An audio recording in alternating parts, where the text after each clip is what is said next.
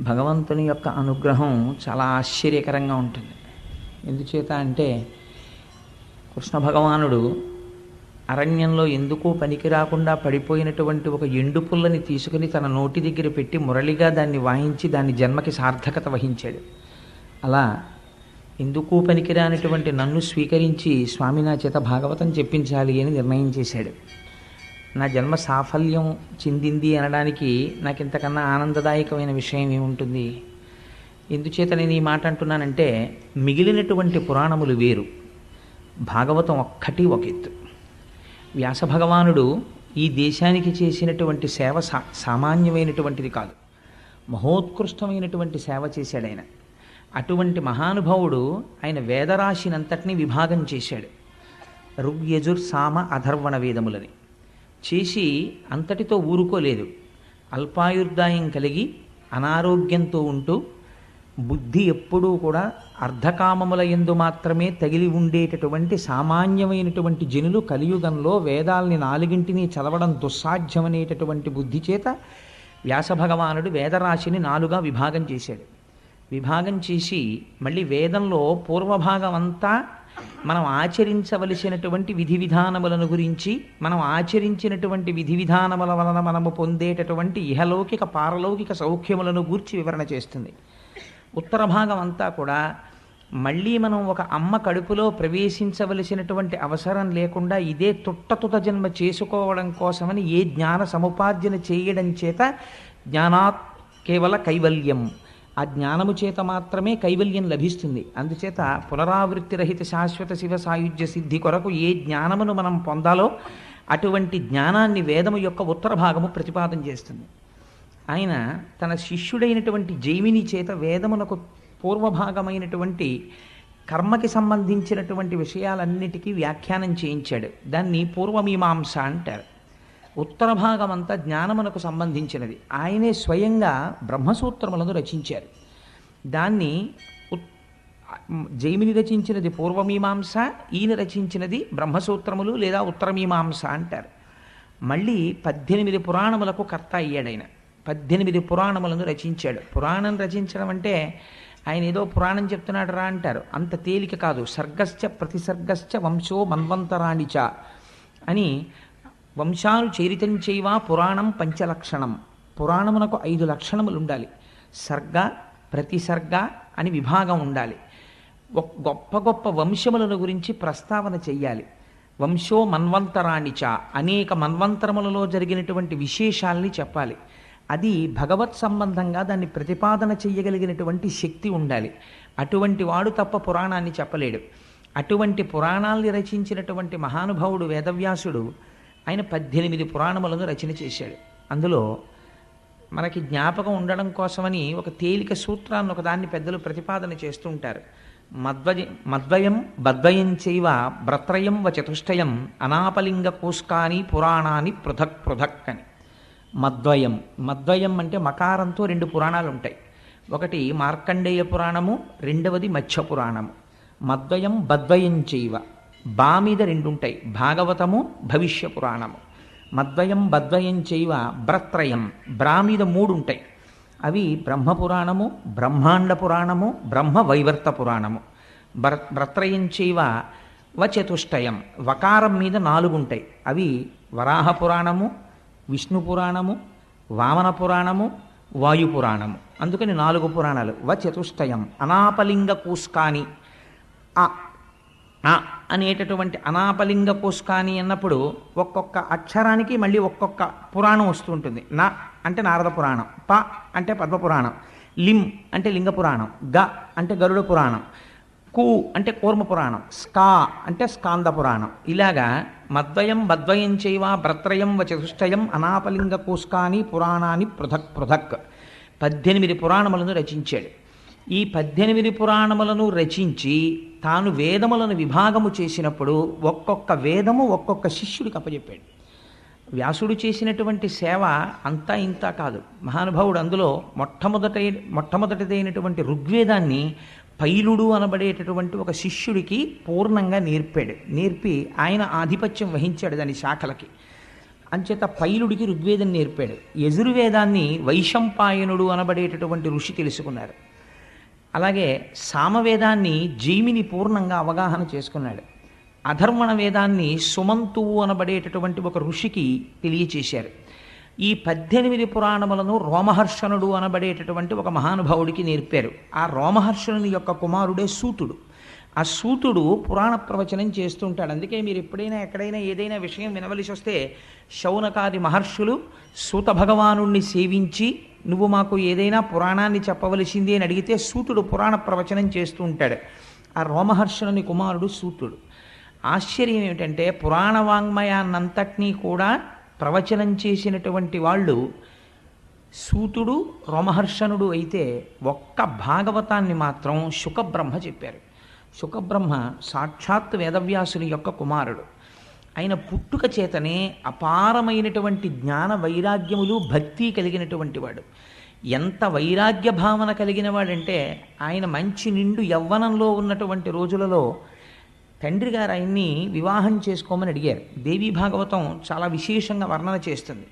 చేస్తే ఆయన నాకు వివాహం అక్కర్లేదు, ఈ లోకమంతా దుఃఖభూయిష్టమైపోయింది, నేను ఆనందాన్ని అనుభవించాలి, నేను బ్రహ్మైక్య సిద్ధి కొరకు తపస్సు చేస్తాను అని చెప్పి అరణ్యములను పట్టి వెళ్ళిపోతున్నాడు. వెనక నుంచి వ్యాసుడు పుత్రుడి మీద ఉన్న కాంక్ష చేత హాపుత్ర హాపుత్ర అని అరుస్తూ వెంట వస్తున్నాడు. వస్తుంటే శుకుడు అనలేదుట ఓయ్ అని. అంతటా ఆత్మతత్వాన్ని చూడడానికి అలవాటైపోయినటువంటి శుకుడికి బదులుగా అరణ్యంలో ఉన్న చెట్లన్నీ ఓయ్ ఓయ్ అని జవాబు చెప్పేట వ్యాసుడికి. అంతటి బ్రహ్మనిష్టాగరిష్ఠుడై యవ్వనమునందే ఒంటి మీద బట్ట లేకుండా వెళ్ళిపోతుండేవాడు. మనకి ఒక ఉదాహరణ చెప్తుంటారు శుకబ్రహ్మ యొక్క వైరాగ్య సంపత్తిని గురించి. ఆయన ఒకనాడు ఒక సరోవరం పక్క నుంచి వెళ్ళిపోతున్నారు, వెనక వ్యాసుడు వస్తున్నాడు. వస్తుంటే అప్సరసలు దిగంబరలై స్నానం చేస్తున్నారు. శుకుడు వస్తున్నారు అన్నారు ఒకరు. అనేటప్పటికీ శుకబ్రహ్మ వస్తే నమస్కారం చెయ్యాలని వాళ్ళు వివస్త్రలై ఒంటి మీద వస్త్రం కట్టుకోకుండా లేచి వచ్చి శుకుడికి నమస్కరించారు. ఆయన నిండు యవ్వనంలో ఉన్నాడు. ఆయన వెళ్ళిపోయాడు. మళ్ళీ స్నానం చేస్తున్నారు. వ్యాసుడు వస్తున్నాడు అన్నారు. బట్టలు కట్టుకుని నమస్కరించండి అన్నారు. వాళ్ళు బట్టలు కట్టుకుని వ్యాసుడికి నమస్కరించారు. వ్యాసుడు ఆశ్చర్యపోయాడు. నా కుమారుడు యవ్వనంలో ఉన్నాడు, నేను వార్ధక్యమునందున్నాను, నేను వస్తే మీరు వస్త్రములు కట్టుకుని నమస్కరించారు, నా కుమారుడు వెళ్ళిపోతుంటే వస్త్రములు లేకుండా నమస్కరించారు, ఏమిటి తేడా అని అడిగాడు. అడిగితే అప్సరసలు అన్నారు, నీ కుమారుడికి స్త్రీ పురుష భేదము తెలియదు, అంతటా బ్రహ్మం ఒక్కటే చూస్తాడు, నీకు తెలుసు స్త్రీ పురుష భేదం, అందుకని నీకు బట్టలు కట్టుకుని నమస్కరించామన్నారు. అది శుకబ్రహ్మ యొక్క వైరాగ్య సంపత్తి అంటే. శుకుడంటే ఎంత గొప్పవాడో తెలుసా అండి. అందుకే ఒక్క భాగవతం మాత్రం వేరొకరితో చెప్పించలేదు. భాగవతం చెప్పడానికి ఒక సమర్థత చూశాడు ఈశ్వరుడు. ఏమా సమర్థత అంటే కుశ అన్నమాట మీరు వినుంటారు. కుశ అంటే దర్భ. దర్భ చేతితో పట్టుకున్నంతసేపు కర్మాచరణము చేస్తాడు.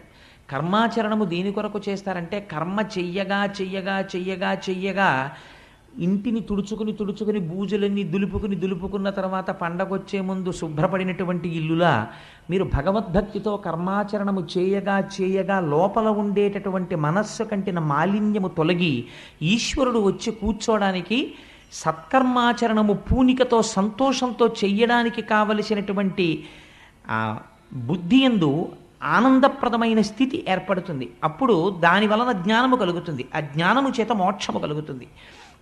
అందుకని మొట్టమొదట కావలసింది సత్కర్మాచరణము. ఈ సత్కర్మాచరణము చెయ్యడం అనేటటువంటిది దర్భలతో సంబంధం. ఎప్పుడు దర్భ పట్టుకుంటాడు.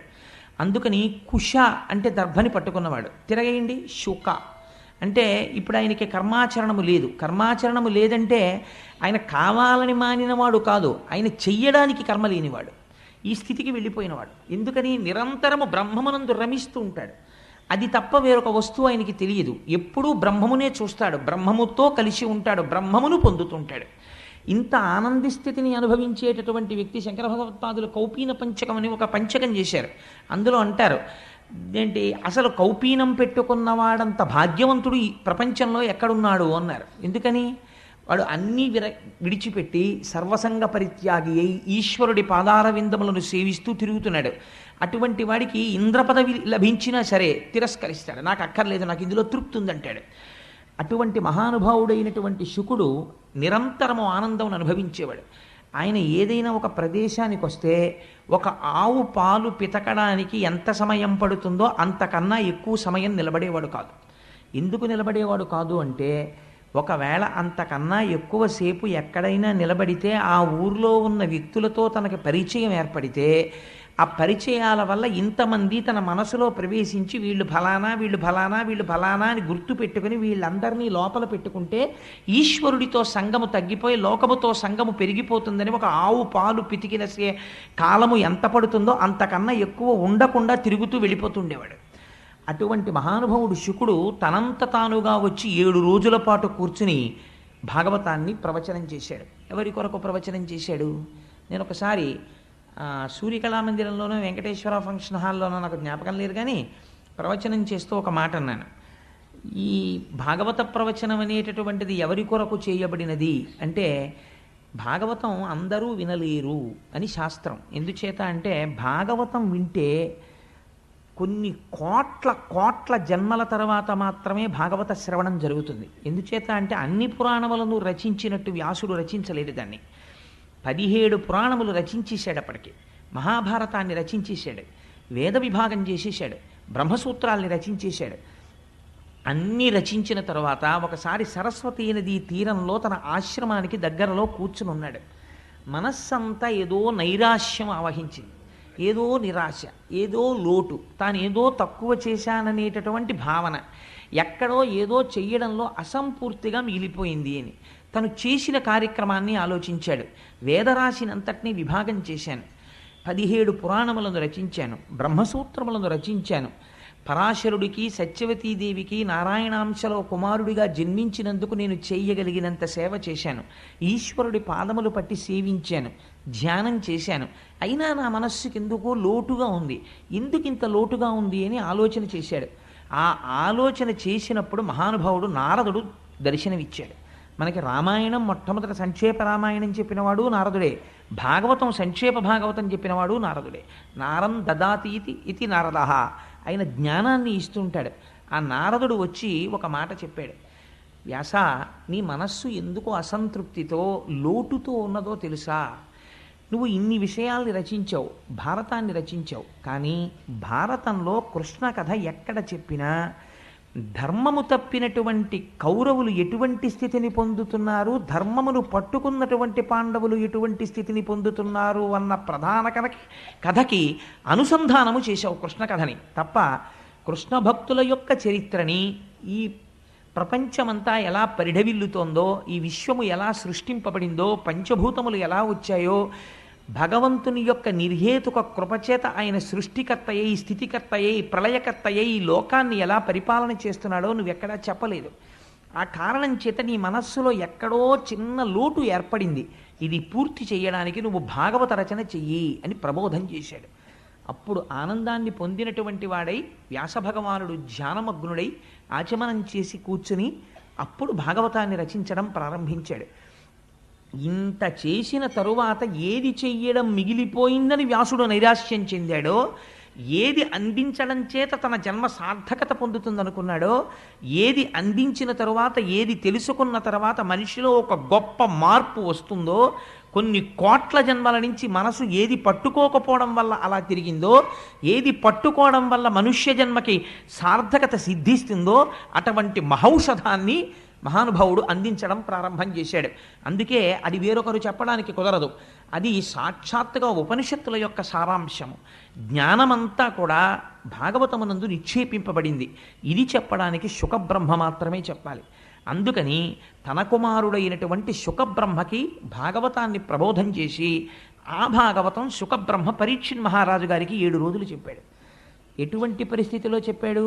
భాగవతం చెప్పబడినటువంటి పరిస్థితిని మీరు విచారణ చేయాలి. చెప్పినది 7 రోజులే, అంతకన్నా ఒక్కరోజు చెప్పలేదు. ఎందుకు 7 రోజులు చెప్పవలసి వచ్చింది? అసలు పరీక్షిత్తుకి శాపం ఎందుకు వచ్చింది? ఎందుకు విన్నాడు? ఈ విషయాలు రేపు ఎలాగో కథాభాగంలో వచ్చేస్తాయి. వచ్చినప్పుడు మీరు వాటిని విందురు. కానీ కలిపురుషుడు ఎందుకు వచ్చాడు, అసలు ఎందుకు విభాగం చేశారు, ఎందుకు పరీక్షిత్తుకి అటువంటి శాపం వచ్చింది, వచ్చాక ఏం చేశాడు, అసలు నిజంగా ఆ గంగ ఒడ్డుకి ఎలా వెళ్ళాడు, ఈ విషయాల్ని రేపు విచారణ చేద్దాం మనం. కానీ 7 రోజుల పాటు భాగవతం చెప్పాడు. 7 రోజులు చెప్పడం వల్ల సాధారణంగా భాగవతాన్ని సప్తాహము అంటుంటారు. నేను తరచూ ఒక మాట చెప్తూ ఉంటాను, భాగవతాన్ని సప్తాహంగా చెప్పుకోవడం వెనకాతల ఒక రహస్యం ఉంది.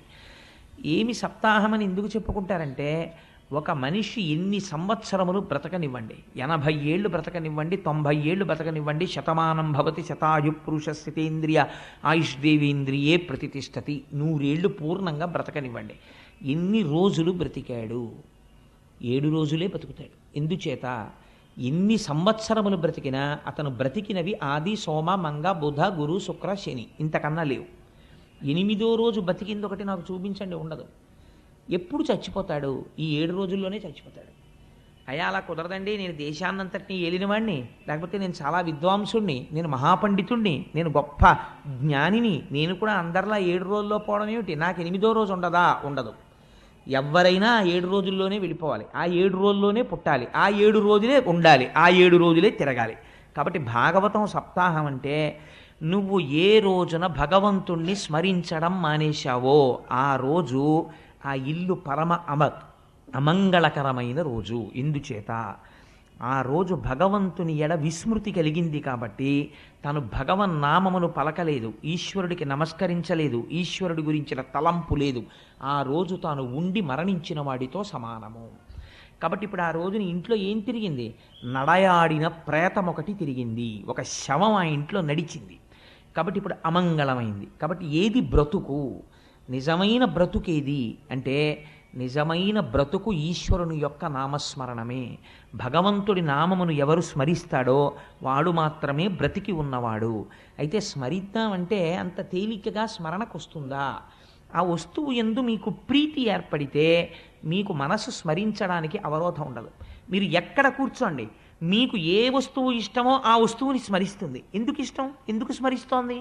మనస్సు ఆ వస్తువు యందు ప్రీతి చెందింది కాబట్టి స్మరిస్తోంది. ఈశ్వరుణ్ణి ఎందుకు స్మరించడం లేదు అంటే, ఈశ్వరుడు యందు ప్రీతి చెందలేదు కనుక. ఆ ప్రీతి ఎందుకు ఏర్పడలేదు? ఇప్పుడు మనస్సుకి భగవంతుని పట్ల ప్రీతితో తిరగడానికి కావలసినటువంటి బలాన్ని వ్యాస భగవానుడు భాగవతమనందు ప్రతిపాదన చేస్తారు. అందుకే భాగవతం ఎవరు వింటారో వాళ్ళ మనస్సు తెలిసో తెలియకో ఈశ్వరుడి వైపుకి తిరిగిపోతుంది. ఈశ్వరుడి వైపుకి తిరిగిపోతే ఏమవుతుందో నారదుడు చెప్తాడు. అక్కడ మీరు ఆ విషయాన్ని విందురు గాని. శుకబ్రహ్మ ప్రవచనం 7 రోజుల పాటు చేశారు. 7 రోజుల పాటు చేస్తే ఏమైంది? చచ్చిపోతానని బెంగెట్టుకున్నాడు పరీక్షిత్తు. భాగవతం అంతా విన్నాడు. ఆయన అన్నాడు, ఈ శరీరం చచ్చిపోతుంది, బెంగలేదన్నాడు. ఇప్పుడు తెలిసిపోయింది అంతే. ఏం తెలిసిపోయింది? చచ్చిపోవడం అనేటటువంటిది అసలు ఆత్మకి లేదు. మరి ఏది చచ్చిపోతోంది? శరీరం చచ్చిపోతోంది. పుణ్యం చేసినా, యజ్ఞం చేసినా, యాగం చేసినా, తపస్సు చేసినా, అశ్వమేధయాగములు చేసినా, తాను ధనస్సు పట్టుకుని దేవతల పక్షాన నిలబడి యుద్ధం చేసినా, కల్పములు మారిపోయినా, యుగాలు మారిపోయినా శరీరము పడకుండా ఉంటుందా? ఉండదు, పడి తీరుతుంది. ఎంతటి వాళ్ళ శరీరము పడిపోయింది, ధ్రువుడంతటి వాడి శరీరం పడిపోయింది. ఎవరి శరీరమైనా పడిపోవలసిందే. పడిపోయేటటువంటి సత్యము శరీరమునకు చెందినది. అది పడిపోయి తీరుతుంది. కానీ పడదు అని ఒక అసత్యమునందు నువ్వు పూనిక పెట్టుకున్నావు. ఇది పడదు. ఈ భ్రాంతి చేత లోకమునందు సంగము కలిగి చేయకూడని పనులన్నింటికీ చెయ్యడానికి ఆది ఎక్కడ పడింది అంటే, ఇది ఉండిపోతుందన్న భ్రాంతి. ఇది వెళ్ళిపోతుంది, ఇది వెళ్ళిపోతున్నది వెళ్ళిపోయి తీరుతుంది, వెళ్ళనిది ఎప్పుడూ వెళ్ళదు. కాబట్టి నేననబడినది ఆత్మ అయితే దానికి చావు లేదు, నేననబడినది శరీరం అయితే ఇది చచ్చిపోయి తీరుతుంది. కాబట్టి ఉన్న సత్య వస్తువుని పట్టుకున్నావా మరణ భయం లేదు, అసత్య వస్తువుని పట్టుకున్నావా మరణ భయం ఉంది. మరణ భయంలోంచి సమస్తమైన అజ్ఞానం ఉంది, అవిద్య ఉంది, భయం ఉంది. ఏది పట్టుకుంటావు? సత్యాన్ని పట్టుకో. అంత తేలిగ్గా పట్టుకోగలవా? భాగవతం విన్నవాడు పట్టుకోగలడు. అలా పట్టుకునేటట్టు వ్యాసుడు భాగవతమునందు ప్రతిపాదన చేశాడు సత్యవస్తువు గురించి. అందుకని ఎవరు భాగవతం వింటున్నారో వారికి సత్యము పట్ల పూనిక కలుగుతుంది, ఈశ్వరుడి పట్ల పూనిక కలుగుతుంది. ఆయన పాదములు పట్టుకున్న వాళ్ళు ఎలా తరించారో భగవంతుని యొక్క భక్తుల గాథలు ఆవిష్కరింపబడతాయి. అందున ఆశ్చర్యం ఏమంటే, జరిగి భాగవతం ఉత్తరాయణంలో వచ్చింది మనకి. మనం ఇప్పుడు చెప్పబోతున్నటువంటి భాగవతం ఉత్తరాయణ పుణ్యకాలంలోకి వచ్చింది. పైగా మొదలుపెట్టి 4 రోజులు అవదు, రథసప్తం వచ్చేస్తుంది. ఇంకొక 4 రోజులు అవదు, భీష్మేకాదశి వచ్చేస్తుంది. భీష్ముడు స్తుతి చేశాడు శ్రీకృష్ణ భగవానుడిని భాగవతంలో. ఎంత అద్భుతమైన స్థుతో! నేను ఒక్క మాట చెప్తున్నాను. మీరందరూ ఇలా చెప్తే ఏదో ఒక సోపుకో లేకపోతే ఒక రేజర్కో ఒక బ్లేడుకో అడ్వర్టైజ్ చేసుకున్నట్టు ఇలా చెప్తే మీరు వస్తారని నేను చెప్పట్లేదు. నేను ఒక్క మాట చెప్తున్నాను. నేను వెంకటేశ్వర ఫంక్షన్ హాల్లో భాగవతం చెప్తూ ఒక మాట అన్నాను. శుకబ్రహ్మ భాగవతం ఒక్కరికే చెప్పాడు, పరీక్షిన్ మహారాజుకి. భాగవతం చెప్పేటటువంటి వాడు జనం గురించి చూడకూడదు అన్నాడు. ఈశ్వరుడు నన్ను పరీక్ష పెట్టాలనుకున్నాడు. నువ్వు నిలబడగలవా, నేను చూస్తాననుకున్నాడు. ఒక 4 రోజులు అయిన తర్వాత ఒక పెద్ద తుఫాన్ వచ్చింది. తుఫాన్ వస్తే నాకు రేపాక సుబ్బారావు ఫోన్ చేశారు, ఏమండి చాలా తుఫానుగా ఉంది, ఎవ్వరూ బయటికి రాలేరు, కాబట్టి హాలు నిండిపోయి బయటికి కుర్చీలేసి ఇన్నాళ్ళు మీరు భాగవతం చెప్పారు, ఇప్పుడు ఇవాళ మొత్తం వెంకటేశ్వర ఫంక్షన్ హాల్లో 2 ఉంటే గొప్ప, చెప్పేస్తారా అని అడిగారు. అడిగితే నేనన్నా 2 కూడా లేకపోతే ఎందుకైనా మంచిదని మా ఆవిడ్ని దొరగారిని తీసుకొస్తున్నాను, చెప్పేస్తానన్నాను. శుకుడు పరీక్షిత్తుకు ఒక్కడికే చెప్పాడు, నేను బయట తుఫానుగా ఉందని ఒకరోజు వాయిదా వేసే నైతిక అధికారం నాకెక్కడిది, అలా వేసిన నాడు ఇక వేరొకసారి భాగవతం ముట్టుకోవడానికి నాకు అధికారం ఈశ్వరుడు ఇవ్వడు అని నా భార్యని తీసుకుని వెడితే, ఆ రోజు ఎలా వచ్చారో నాకు తెలియదు, ఆశ్చర్యం, ఏదో 200-300 మంది వచ్చారనుకోండి పాపం, నేను దాని గురించి పెద్ద ప్రాధాన్యత ఇవ్వడం లేదు. ఆ రోజు భాగవతం చెప్పేశాను. తర్వాత రోజు చాలామంది అడిగారు, అదేంటంటే తుఫాన్లో చెప్పేశారా అని. తుఫాన్లో చెప్పేయడం కాదు, అది అలా చెప్పాలని ఉందంతే శాస్త్రంలో. శుకుడు అలా చెప్పాడు, పరీక్షిత్ కోసం చెప్పాడంతే. ఒక్క వ్యక్తి ఆర్తి పొందాడు, జనన మరణములంటే ఏమిటో తెలుసుకోవాలని. ఆవు పాలు పితకడానికి ఎంత సమయం పడుతుందో అంతకన్నా ఎక్కువసేపు ఉండనివాడు 7 రాత్రులు 7 పగళ్ళు ఉన్నాడు కూర్చుని పరీక్షిత్తుకు చెప్పాడు. అది ఔదార్యం, గురువు యొక్క ఔదార్యం. అలా శుకుడు చెప్పి ఉండకపోతే ఇవాళ భాగవతం ప్రవచనం లేదు, భాగవతం అందింపబడదు లోకానికి. అటువంటి మహాత్ములు చెప్పినటువంటి భాగవతాన్ని మనం చెప్పేటప్పుడు ఆ పూనికతో చెప్పాలి కదా అని ఆ రోజు మొదటి రోజు అన్న మాటకి ఈశ్వరుడు వెంటనే పరీక్ష పెట్టాడు. సరే, అందుచేత నేను ఈ విషయాన్ని ఎందుకు ప్రస్తావన చేయవలసి వచ్చింది అంటే, 7 రోజులు విన్నటువంటి పరీక్షిత్తు ఏం తెలుసుకున్నాడు? 7 రోజులు విన్న పరీక్షిత్తుకి మరణము రాకుండా పోలేదు, గుర్తుపెట్టుకోండి. భాగవతం విన్న తర్వాత మరణం రాకుండా ఏం పోలేదు, పరీక్షిత్తుకు మరణం వచ్చింది. కానీ పరమధైర్యంతో మాట అన్నాడు 7 రోజులు పోయిన తర్వాత, మరణం దేనికి వస్తోంది? శరీరానికి, అది వచ్చి తీరుతుంది, నాకు ఇప్పుడు బెంగలేదు, రానివ్వండి మృత్యువుని, నేను ఆత్మగా నిలబడిపోతున్నాను అన్నాడు. ఈ శక్తి కొన్ని కోట్ల జన్మలలో లోపించడం వల్ల మనం అలా తిరుగుతూనే ఉన్నాం. భ్రమయసి పరబ్రహ్మ మహిషి అంటారు సౌందర్యలహరిలో శంకర భగవత్పాదులు. అలా మాయలో తిరుగుతూనే ఉన్నాం. ఈ సత్యమును ఆవిష్కరిస్తోంది భాగవతం. అటువంటి భాగవతాన్ని శుకబ్రహ్మ ప్రవచనం చేశారు. పెద్దలంటారు, నిగమకల్పతరోర్గలితం ఫలం శుకముఖదామృత ద్రవ సంయుతం పిబత భాగవతం రసమాలయం ముహురహో రసికా భువిభావుకాహ. ఎంత గొప్ప మాట చెప్పారో చూడండి. మీరు భాగవతాన్ని వినేటటువంటి వాళ్ళు భాగవతాన్ని నేను వింటున్నానని ఎప్పుడూ వినకు. ఏం చేస్తావు? పిబత భాగవతం, భాగవతాన్ని తాగేసేయి. అంటే ఇప్పుడు మీరు ఏమనాలి? అయితే అయ్యా మీరు రేపటి నుంచి గోపాలకృష్ణ గారికి చెప్పి కొన్ని గ్లాసులలో భాగవతం పోసి ఇచ్చేయండి, మేము తీర్థం కింద పుచ్చేసుకుంటాం. తాగడం ఎలా కుదురుతుందంటే, తాగడం అనేది ఏది చేస్తుంది? నోరనబడేటటువంటి ఇంద్రియం చెయ్యాలి. వినడం అనేది ఏ ఇంద్రియం చెయ్యాలి? చెవనబడేటటువంటి ఇంద్రియం చెయ్యాలి. కానీ చెవనేటటువంటి ఇంద్రియానికి ఒక లక్షణం ఉంది, మీరు బాగా చూడండి. నోరు తాగుతున్నప్పుడు మనస్సు ఎక్కడో తిరుగుతోంది అనుకోండి. ఉదాహరణకి నా భార్య నాకు ఒక గ్లాసులో పాలు తీసుకొచ్చి, ఏమండి ఇవి తాగి ఆఫీస్కి బయలుదేరండి అంది అనుకోండి. నేను ఆ పాలు తీసుకెళ్ళి నోటి దగ్గర పెట్టగానే నా మనస్సు వెంటనే అమ్మో టైం అయిపోతుంది, ఆఫీస్కి వెళ్ళాలనో లేకపోతే ఎక్కడికి వెళ్ళాలనో ఆలోచన చేస్తోంది. కానీ నోరు మాత్రం ఈ పాలన్నిటినీ ఏం చేస్తుంది? పుచ్చుకుని ఎక్కడికి వెళ్ళాలో ఆ కడుపులోకి పంపించేస్తుంది. అది తాగేసేటప్పుడు గడగడగడగడగడగడగడ గ్లాసులో అయిపోయేంత వరకు తాగేస్తుంది తప్ప, నోరు తాగేటప్పుడు ఒకవేళ పాలల్లో ఒక గండుచీ ఉందనుకోండి, గండుచీ ఉంది నేను పుచ్చుకోనందు, నోరు పుచ్చేసుకుంటుంది. ఆ తర్వాత ఎప్పుడో గ్రహించి అయ్యో చీమ వచ్చేసిందని మనం బయటకు వదిలేస్తాం దాన్ని. అలా పిబత, నువ్వు ఇందులో తాగేయాలి. తాగేసే పదార్థంలో సాధారణంగా మీరు తీసి పారేసేది ఏమి ఉండదు. మీకు మామిడి పండు ఇచ్చాయా తినండి అన్నాం అనుకోండి, మీరు తినడం మొదలెడితే దాని తొక్క బయటికి పారేయాలి, టెంక బయటికి పారేయాలి, ఏదో అంతా తినేసిన తర్వాత పీచు ఉంటే పీక్కుని బయట పారేయాలి తప్ప, మామిడి పండు రసం తీసుకొచ్చి ఒక గ్లాసులో పోసి తాగేయండి అన్నాను అనుకోండి. ఇప్పుడు అది ఏమిటండి? అది ఎసెన్స్. మొత్తం మామిడి పండు తాలూకా మొత్తం శక్తి ఆ గ్లాసులో ఉంది. ఇప్పుడు మీరు ఏమీ చెయ్యక్కర్లేదు, నాకు పళ్ళు లేవండి, నేను నవలలేనండి, పళ్ళల్లో పీచు దూరుతుందండి, ఏ కంప్లైంటు మీరు చేయడానికి అవకాశం లేదు. గడగడ గడగడ గడగడ తాగేయడమే. అలా త్రాగగలవా భాగవతాన్ని? అయితే కూర్చో సభలో. పిబత భాగవతం రసమాలయం. ఇది ఏమిటో తెలుసా? భాగవతం అంటే రసమాలయం, రసోవై సహా. దీని ఎందున్నవాడు భగవానుడొక్కడే. ఇది కేవలము భగవంతుడే. శబ్దరూపముగా వస్తున్నది భగవంతుడు వస్తున్నాడు. దాన్ని నువ్వు చెవులతో పట్టి తాగేసేయి. విడిచిపెట్టావా జారి కింద పడిపోతుంది. అందుకని త్రాగేసేయి. పిబత భాగవతం రసమాలయం. ఏమిటండి దాని గొప్పతనం అంతలా మేము తాగేయడానికి అంటావేమో. నిగమకల్పతరోర్గళితం ఫలం. నిగమములు అంటే వేదములు. వేదములనబడేటటువంటి కల్పవృక్షం ఒకటి ఉన్నది. ఈ వేదములను సేవించడం చేత మీకు కావలసినటువంటి సమస్తమైన కోర్కెలను మీరు తీర్చుకోగలరు. అటువంటి వేదములనబడేటటువంటి కల్పవృక్షముల యొక్క శాఖల చిట్ట చివర పండు పండింది. వేదముల యొక్క చివర ఏముంటాయి? ఉపనిషత్తులు ఉంటాయి. ఉపనిషత్తులు జ్ఞానమును ప్రబోధం చేస్తాయి. ఉపనిషత్తులనబడేటటువంటి జ్ఞానమును బోధించేటటువంటి వేదముల యొక్క చివర ఉన్నటువంటి శాఖల చివరి భాగమునందు పండినటువంటి పండు ఉపనిషత్తుల చేత ప్రతిపాదింపబడిన పరబ్రహ్మము యొక్క స్వరూపము. ఈ పరబ్రహ్మ స్వరూపము ఇవాళ పండుగా పండింది. ఈ పండునేం చేసింది? బాగా పండిందా లేదా మనం ముట్టి చూస్తాం. అదే ఒక చిలక కొట్టింది అనుకోండి, చిలక కొట్టుడురా బాగుంటుంది రుచిగానని తినేస్తాం. దీన్ని చిలక కొట్టింది, చిలక ఎంగిలి చేసింది. ఎవరా చిలక? శుకబ్రహ్మ. శుకుడు తన నోటి ద్వారా ప్రవచనం చేశాడు. దేని మీద ఆపేక్ష లేనటువంటి ఒక మహాపురుషుడు ప్రవచనం చేశాడు. అటువంటి శుకబ్రహ్మ నోట్లోంచి వచ్చింది.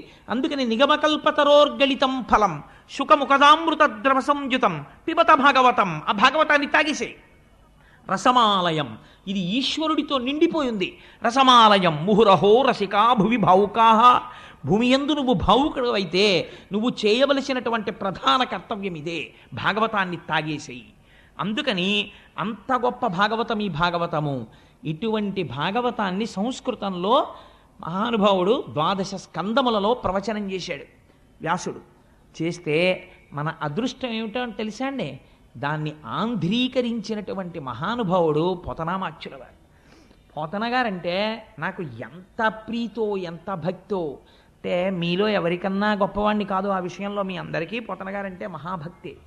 అయితే పోతన గారిలో మీరు గమనించవలసినటువంటి విషయం ఒకటి ఉంది. మనకి 3 రాజులు ఉన్నారండి. ఒకరు త్యాగరాజు, ఒకరు పోతరాజు, ఒకరు గోపరాజు. వీళ్ళు 3 పేర్లలో రాచరికం ఉంది. వీళ్ళు 3 భగవంతుణ్ణి సేవించారు. సేవించి మాకు ఈ దిక్కుమాల రాచరికం అక్కర్లేదని తీసి అవతల పారేశారు. పారేసి గోపరాజు గారేమో సాక్షాత్తుగా రామదాసు గారు అయిపోయారు. త్యాగరాజు గారేమో త్యాగయ్య అయిపోయారు. పోతరాజు గారేమో పోతన్న అయిపోయారు. 3 రాచరికాల్ని తీసి అవతల పారేసి ఈశ్వరుడి పాదముల దగ్గర దాస్యమును అభిలషించారు. వీళ్ళు 3 జగత్తుని ఏలి భక్తిని పంచిపెట్టేశారు. ఆ పోతన గారు ఆయన జీవించింది కేవలం కొద్ది భూమి ఉండేది. నాగలి పట్టి మనం సాధారణంగా ఒక మాట అంటుంటాం, ఏమిటంటే భాగవతం చదువుకుందాం, రామాయణం చదువుకుందాం అని ఉంటుంది. కానీ ఎక్కడండి ఆఫీసు వెళ్ళడం రావడం, ఇల్లు, ఇంటికి వచ్చిన తర్వాత సంసారం, ఇందులో భాగవతం 12 స్కంధాలు చదవాలంటే ఎక్కడ జరుగుతుందండి? కుదరట్లేదు, చదవదామని ఉండదు. ఏమిటి నాకు చదవాలని ఉంటుంది అంటాం. కానీ మీరు పోతన గారి జీవితాన్ని తీసుకోండి. మహానుభావుడు ఒక చిన్న పొలం ఉండేది. అది కూడా ఏకశిలానగరం ఓరుగల్లికి దగ్గరలో ఉండేవారు ఆయన. ఉండి ఆ పొలం దున్నుకుని ఎప్పుడు నాగలి పట్టారో, ఎప్పుడు పొలం దున్నారో, ఎప్పుడు విత్తనాలు చల్లారో, ఎప్పుడు మంచె మీద కూర్చున్నారో తెలియదు. త్రికాలముల యందు సంధ్యావందనం చేసుకుని ఒకానొక నాటి సాయంకాలం చంద్రోదయం జరుగుతున్నటువంటి సమయంలో వారు గోదావరి నదిలో స్నానం చేసి ఒక సైకతం మీద కూర్చుని ధ్యానమగ్నులై అరమోట్పు నేత్రములతో కూర్చునున్నారు. కూర్చునుండగా వారికి రామచంద్రమూర్తి యొక్క సాక్షాత్కారమైంది. పోతనా, నీ జన్మ ఉద్ధరించాలని నేను అనుకుంటున్నాను. అందుకే ఏం చేస్తావో తెలుసా? నువ్వు మహాభాగవతాన్ని ఆంధ్రీకరించు, తెలుగులో రాయి అన్నారు. అంటే వెంటనే నమస్కరించి పోతన గారు అన్నారు, అయ్యా మీరు ఆనతిచ్చారు, నేను వ్రాయడం ఏమిటి భాగవతం? పలికెడిది భాగవతమట, పలికించు విభుండు రామభద్రుండట, నే పలికిన భవహరమగునట, పలికెద విరుండుగాధ పలుకగనేలా. ఎంత వినయంతో చెప్పారో చూడండి. పలికెడిది భాగవతమట, నేను భాగవతాన్ని రచించడం ప్రారంభం చేస్తున్నాను. కానీ పోతన భాగవతాన్ని రచిస్తున్నవాడు పలికించు విభుండు రామభద్రుండట. నా వెనకాతల ఉండి నా చేత పలికిస్తున్నవాడు ఉన్నాడే, వాడు రామభద్రుడు, రామచంద్రమూర్తి పలికిస్తున్నాడు. నీతోనే ఎందుకు పలికిస్తున్నాడు? నే పలికిన భవహరమగునట. ఎన్ని కోట్ల జన్మలు దారి తప్పి తిరిగావో అంత తొందరగా పోతుందా నీ పాపం?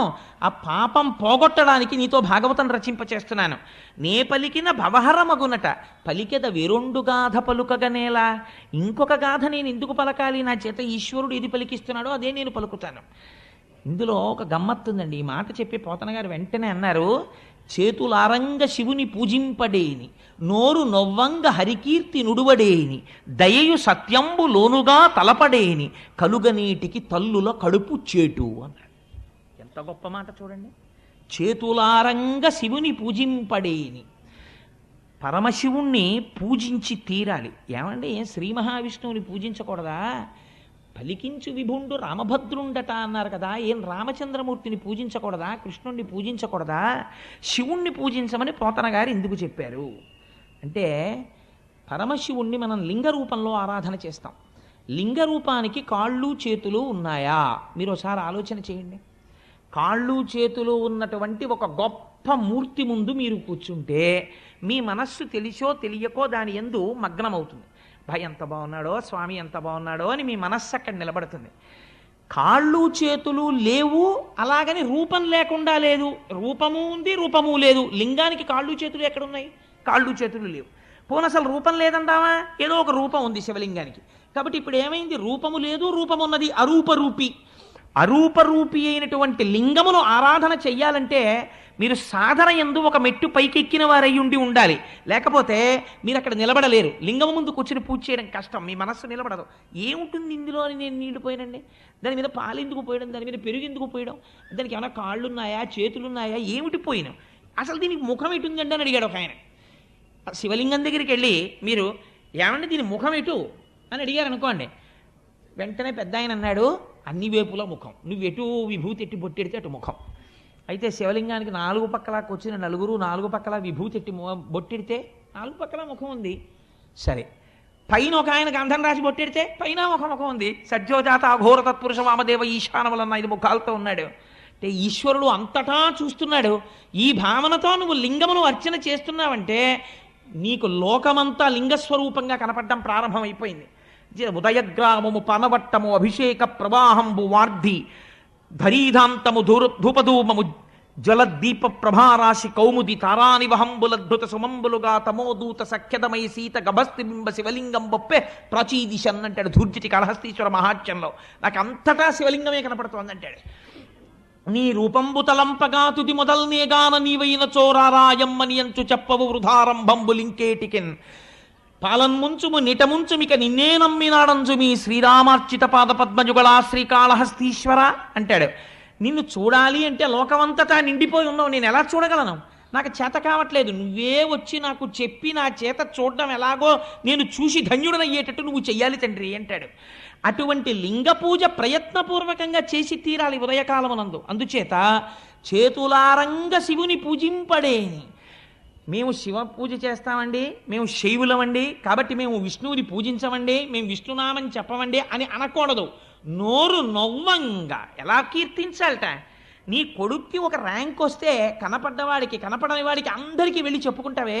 నువ్వు జీవితంలో ఇంత విషయం సాధిస్తే అయినవాడికి కానివాడికి పిలిచి దగ్గర కూర్చోబెట్టుకుని చెప్తుంటావే. అటువంటిది నీ లోకమునంతటినీ రక్షించి ఇన్ని అవతారములెత్తి అజాయమానో బహుధా విజాయతేని రూపము తీసుకోవలసినటువంటి అవసరము లేనివాడు మన కొరకని ఒక రూపమును తీసుకుని రాక్షస సంహారము చేసి మనను రక్షించినటువంటి మహాపురుషుడైనటువంటి పరమాత్మ యొక్క గుణగణములను వర్ణించడానికి నీ నోరు నొప్పి పెట్టేటట్టుగా నువ్వు వర్ణించని నాడు నీ నోరు ఒక నోరా ఢమఢమధ్వనితోటి ఢక్కగాక. అది ఢమఢమధ్వని చేసేటటువంటి ఢక్క అంతే. అటువంటిది నోరు నొవ్వంగ హరికీర్తి నుడువడేని. శివకేశవులయందు భేదమును పాటించకుండా విష్ణువు గురించి చెప్పవలసి వచ్చినప్పుడు పొంగిపోయి చెప్పగలగాలి. ఆరాధన చేసినప్పుడు పొంగిపోతూ అభిషేకం చేసి పూజించగలగాలి. దయయు సత్యంబు లోనుగా తలపడేని. ఎంత గొప్ప మాట వేశారో చూడండి. సత్యం అంటే ఏమిటండి? మారనిది సత్యము, మారేది ధర్మము. ధర్మము క్షణక్షణం మారిపోతుంది. ఇప్పుడు నేను ఏ ధర్మంలో ఉన్నాను? ప్రవచనం చేసే ధర్మంలో ఉన్నాను. కాశ్యపాగి నేను కిందకి దిగిపోతాను. అయ్యప్ప స్వామి వారి దర్శనానికి వెడతాను. అప్పుడు నేనే ధర్మంలో ఉంటాను? భాగవత ధర్మంలో ఉంటాను. 2 చేతులు కైమోడ్చి స్వామి ముందు నమస్కరిస్తూ నిలబడతాను. అంతేగాని అక్కడ కూడా అయ్యప్ప స్వామి వారికి నేను ఏదో చెప్తానని చెప్పను కదా. ధర్మం మారిపోయింది. అందుకని తండ్రి ముందు కెడితే కొడుకు ధర్మం, భార్య ముందు కెడితే భర్తృధర్మం. ఒక్కొక్కప్పుడు ఒక్కొక్క ధర్మం. ధర్మం మారుతుంది, సత్యమో మారదు. మారనిది సత్యము. మారని సత్యమును ఆధారము చేసుకుని ధర్మం మారుతుంటుంది. ఇటువంటి మారని సత్యము ఏది ఉందో అది ఈశ్వరుడు. ఆ ఈశ్వరుణ్ణి లోపల అసలు ఎప్పుడూ తలుచుకోలేదు. ఈ లోకమంతా ఎవడిలో పుట్టింది, ఎవడిలో పెరుగుతోంది, ఎవ్వడు సృజించు ప్రాణుల ఎవ్వడు సృష్టి, ఎవ్వడు త్రుంచు పెంచు, ఎవ్వడు అనంతుండెవ్వడు విభుడెవ్వడు ఈ విధమున మనుచు బెనుచు హేలారతుడై, ఎవడు సృష్టిస్తున్నాడు, ఎవడు పెంచుతున్నాడు, ఎవడు పెద్దది చేస్తున్నాడు, ఎవడు త్రుంచేస్తున్నాడు, ఎవరు ఈ ప్రాణులన్నింటినీ కాపాడుతున్నాడు, ఎందుకు ఈ అండాండ పిండాండ బ్రహ్మాండములన్నీ తిరుగుతున్నాయి అని ఒకనాడు ఈశ్వరుడు గురించి ఆలోచిస్తే అది సత్యము. ఆ సత్యమును గురించి ఆలోచిస్తే అంతటా ఉన్నది పరమాత్మయే. కావ్యకంఠ గణపతి మునికి ఉమాదేవి ఎక్కడ సాక్షాత్కరించిందో మీకు తెలుసా? ఉమాదేవిని కావ్యకంఠ గణపతి ముని ఎక్కడ చూశారో తెలుసా అండి?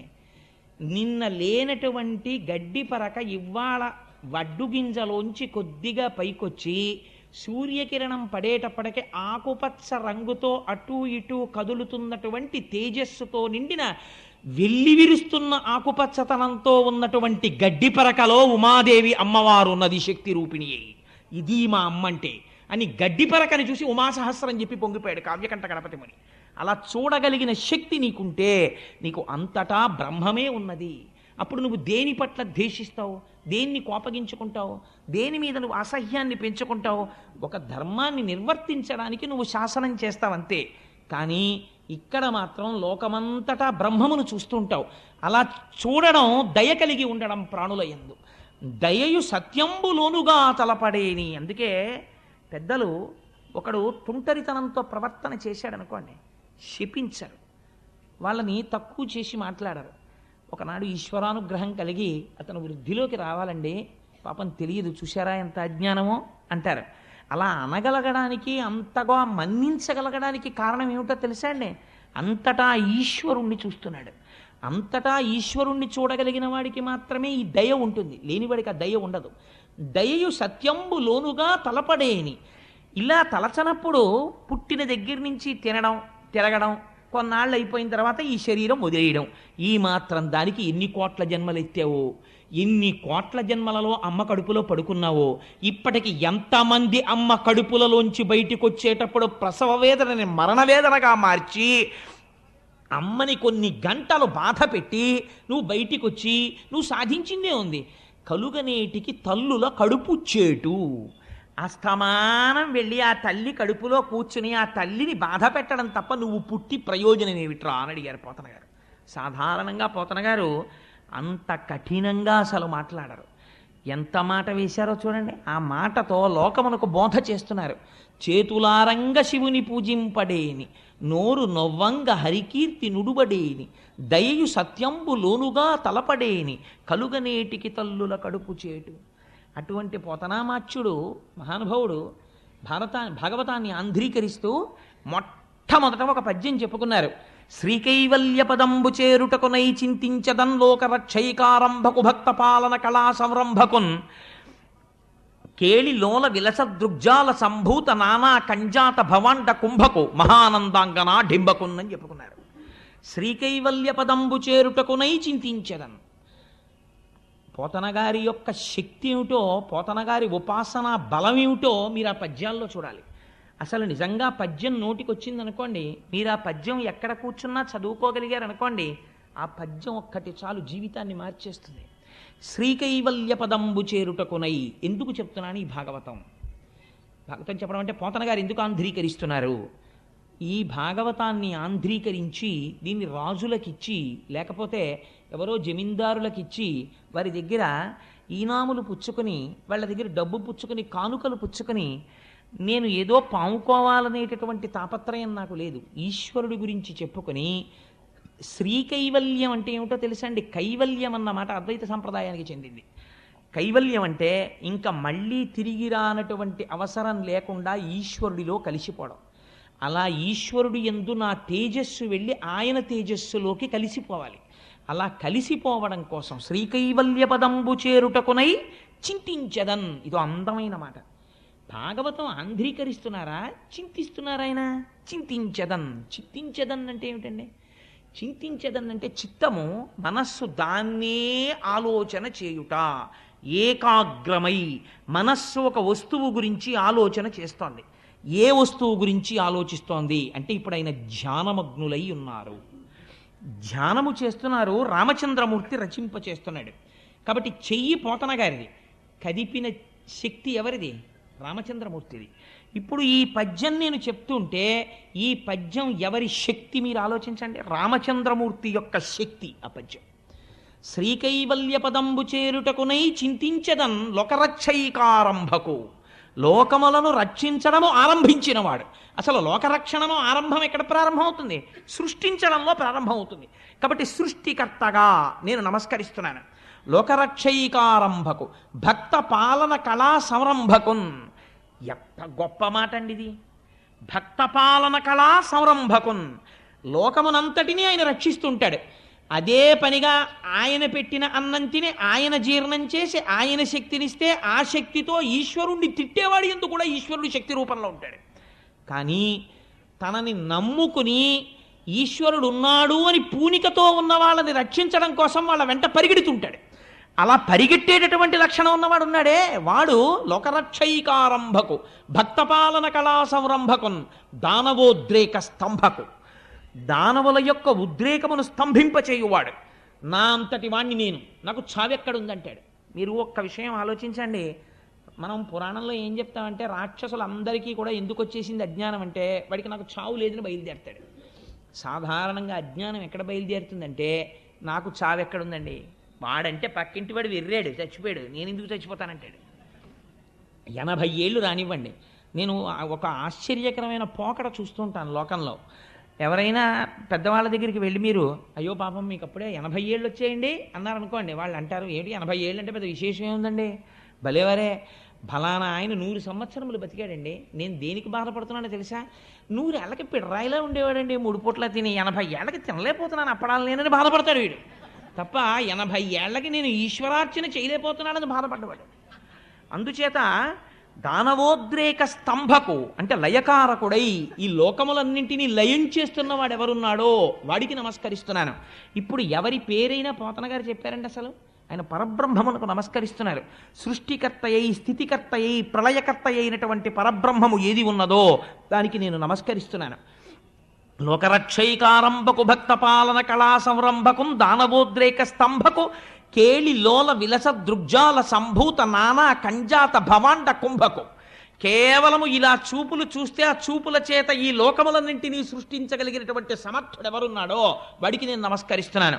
కేళిలోల విలస దృగ్జాల సంభూత నానా కంజాత భవాండ కుంభకు మహానందాంగన ఢింబకున్.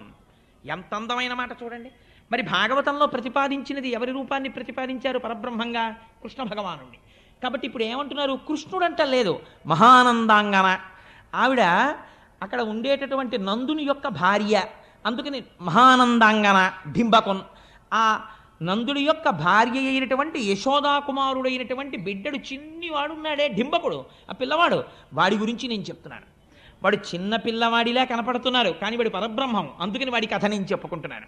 మహానందాంగన డింబకొన్ కాదు, అందులో ఒక రహస్యం పెట్టేశారు. ఎందుకు పెట్టేశారో తెలుసా అండి? పోతన గారిలా బతకడం రావడం చాలా కష్టం. పోతన గారికి ఇలవేల్పు ఎవరో తెలుసా అండి? దుర్గమ్మ తల్లి.